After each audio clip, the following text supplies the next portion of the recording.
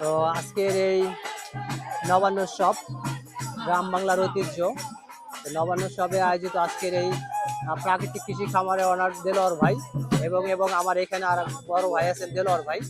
তো দেলোয়ার ভাই দেখুন এখানে গ্রাম বাংলার যে আগে যে অনেক ধরনের ধান উৎপন্ন হতো সেই ধানের যে এখানে কৃষি সমার নিয়ে আসে আমাদের প্রাকৃতিক কৃষি খামার দেলোয়ার ভাই।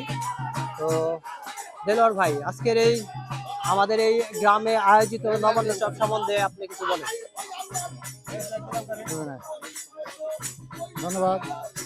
এখানে প্রতি বছরই না এখানে নবান্ন উৎসব পালন হয়।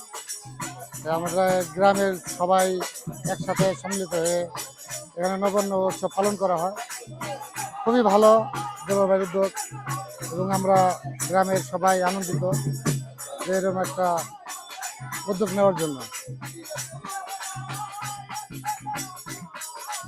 ধন্যবাদ আমার শ্রদ্ধেয় বড় ভাই দেলোয়ার ভাই। তো এইখানে প্রাকৃতিক কৃষি খামার এবং আমাদের আজকে নবান্ন উৎসব পালিত হচ্ছে। তো এখানে দেখুন গান বাজনা হচ্ছে এবং এই গ্রামের যে ঐতিহ্য সকল এখানে অনেক রকমের ধান আছে, হিজল দিঘা আছে, হিজল দিঘা, তারপরে আপনার আছে হলো ভাওয়াল দিঘা, ভাওয়াল দিঘা আছে, গজারিয়া, গজারিয়া, তারপরে এখানে আছে এর হলো সুগন্ধিত।